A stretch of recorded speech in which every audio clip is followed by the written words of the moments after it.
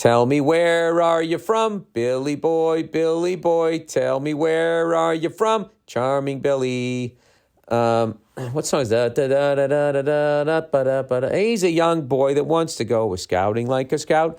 All right, where are you from, Bill? Hey, Billy boy, O.D. O.D.? That's O-D-E-E.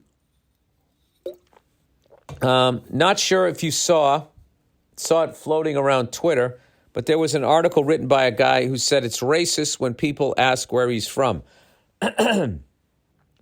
Why? I ask people where they're from all the time if they have an accent, because the rest of the world interests me. Anyways, he says, I'm a Pakistani-born American, and I drive Uber/Lyft and anything else they'll let me. I love it when people ask me where I'm from because it makes me and my country more human to them. How many Pakistani people do you know? One. And then there's a couple others that I might know, but I'm not going to ask them what they are, because then if they're Indian or they're not Pakistani, you guys are like fucking, Michigan and Ohio State. I don't want to start that shit up. And you're in a fairly diverse city.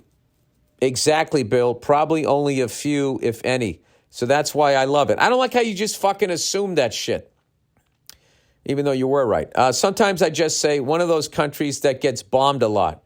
Some laugh, some apologize on behalf of their army. So we're not bombing you guys. I thought that was India. I don't want to start it up. I know you guys are.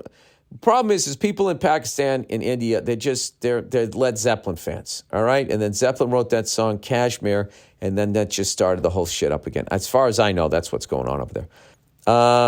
So I say, ask me where I'm from, and don't worry about the occasional insecure guy who doesn't like to hear it. Thank you for all the laughter. Well, yeah, I mean, it's kind of like, it's probably because they got treated like shit. I mean, there's a difference between like, hey, man, where you from? That's a cool accent. As like, as being like, dude, where the fuck are you from? I mean, that's not a good one. Underrated. Working with people who know the next step. You don't have to ask for the hammer or reach for the next piece of plywood.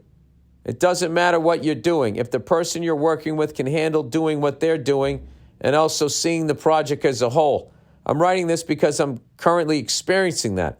Unlike the last Dumbo who slowed me down so much that I missed my own anniversary dinner to meet a contractual deadline. Now, wait a minute. You're blaming the person who hands you the shit?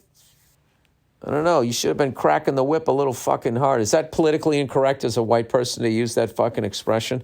Let's see. Let's look that up. We'll end the podcast on that. Is it passe? I do know as a white person you wouldn't want to say that to a black person. I can pretty much guess that. All right. You guys don't start stepping it up. You're going to make me have to start cracking the whip. Excuse me? All right. Cracking the whip. I mean, I don't even need to be origin. Maybe it's a horse racing thing. We'll see. Origin. Come on. Oh, I have the slowest internet. Crack the whip. An expression for using one's authority to urge subordinates to work harder or behave better. Crack the whip traces its origins to the 17th century horse-drawn wagon drivers, according to the American Heritage Dictionary of Idioms. Cracking the whip, racism claim fails. Cracking the whip is not a racial term. I love when white people do that shit. Actually, it's not a racial term, even if it reminds you of slavery. So I'm going to continue saying it while I do the tomahawk chop. Just because that's what human beings do. You can't tell me what to do. I'm going to take it to that level. Anyway, whatever. You can't have everything.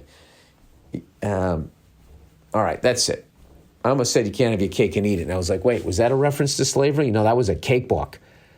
I mean, how do you even keep up to it? It's so funny, like how many fucking sayings came out of slavery that stuck around. There weren't any slaves up north. We didn't come up with any sayings. Oh, dude, this is going to be like a tea party. That's when it came from throwing people's lawn furniture over the fucking, the back railing of a porch or something.